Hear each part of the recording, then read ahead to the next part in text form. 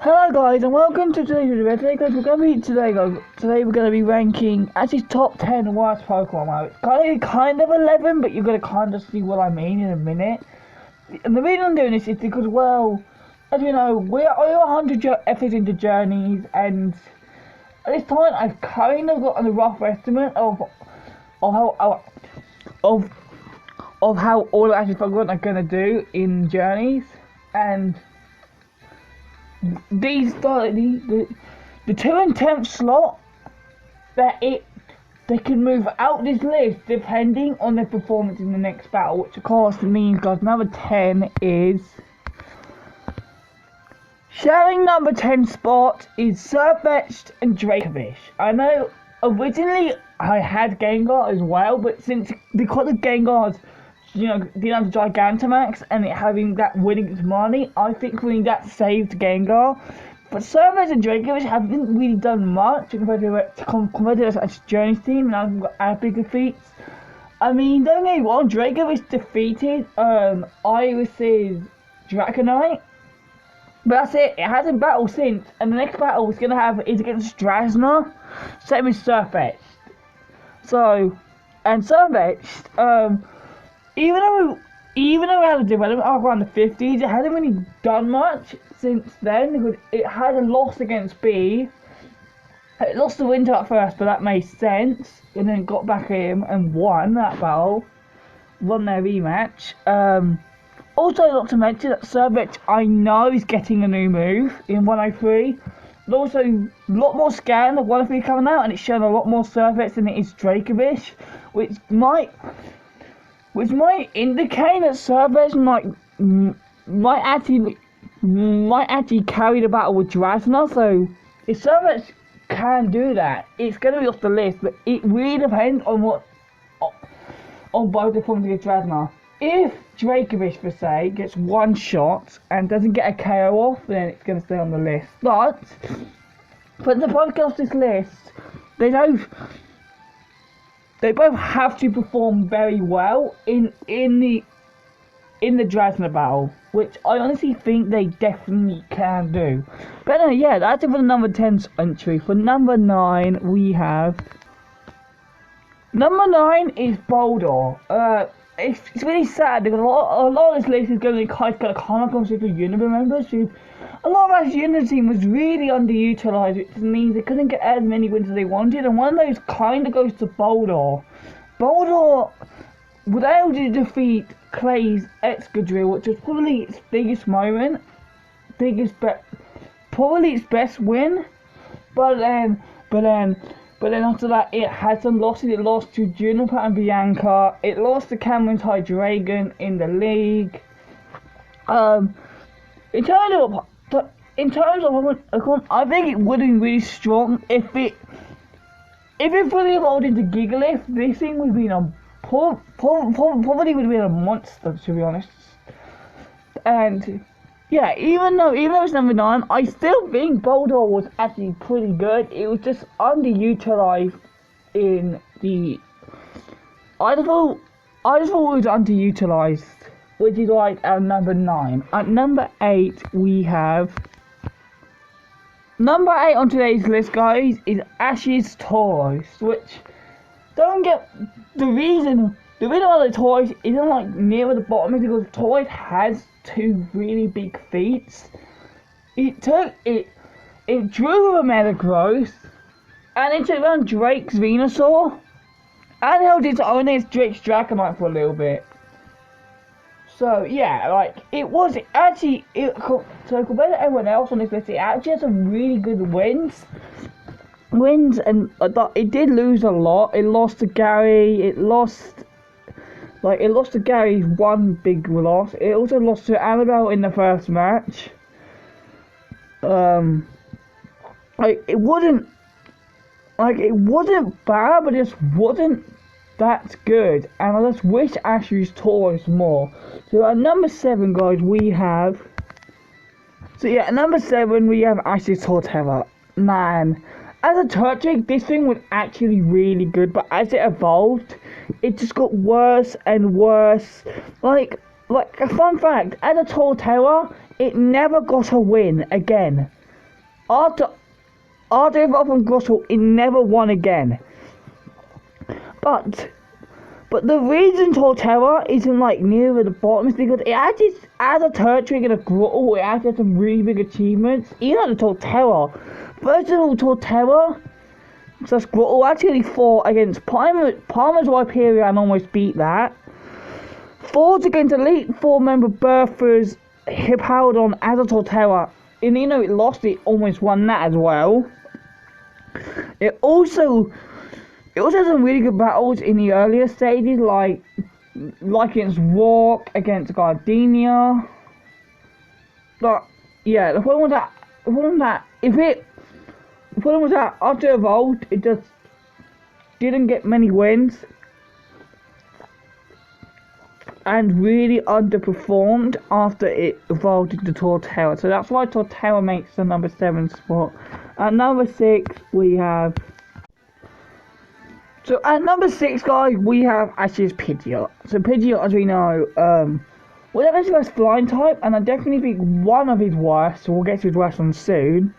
Reason is because, well, it didn't do much. Like, it didn't really battle much, and when it did battle, it lost. Like, the only wins I know it had was against a random kid's Rattata and a Rhydon at the Viridian Gym. That was it.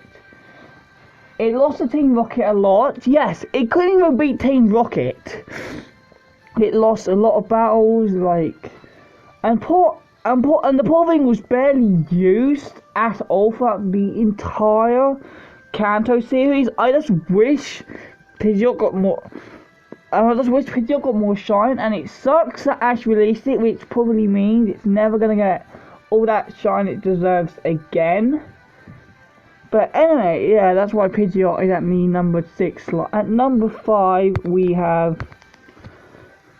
So yeah, at number 5 we have Ash's worst regional bird, being Pheasant.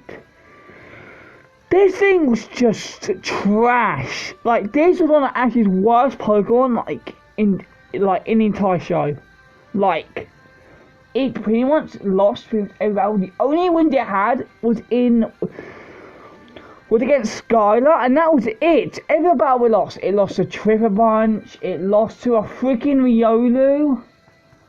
Like, it was so weak. Like, and he had really bad moves. Like, and this Pokemon, this Pokemon I honestly think he should not have had at all, because it was just so bad. And like, here's the thing, it was so bad that Ash literally switched it out. Ash literally switched it out like in the Declar Islands for Charizard. Like, even the writers knew how bad it was. But anyway, that's why Pheasant is at number 5. At number 4 we have...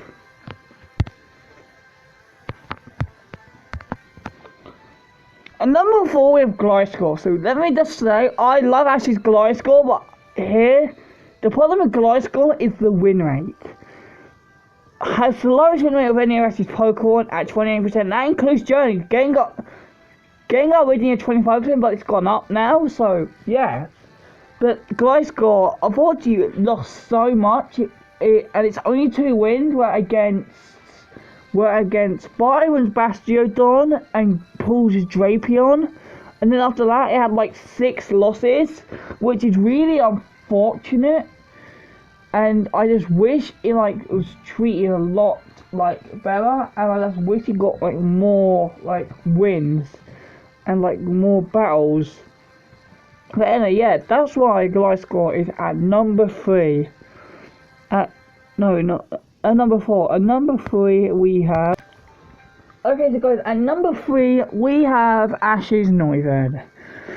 This thing was so underutilized, man. I feel so bad for it, because of course Ash got Noivern in XYZ, which was the same season where Greninja had all the spotlight, which basically meant those teams got shafted, but Noivern actually got shafted the absolute hardest in terms of battles.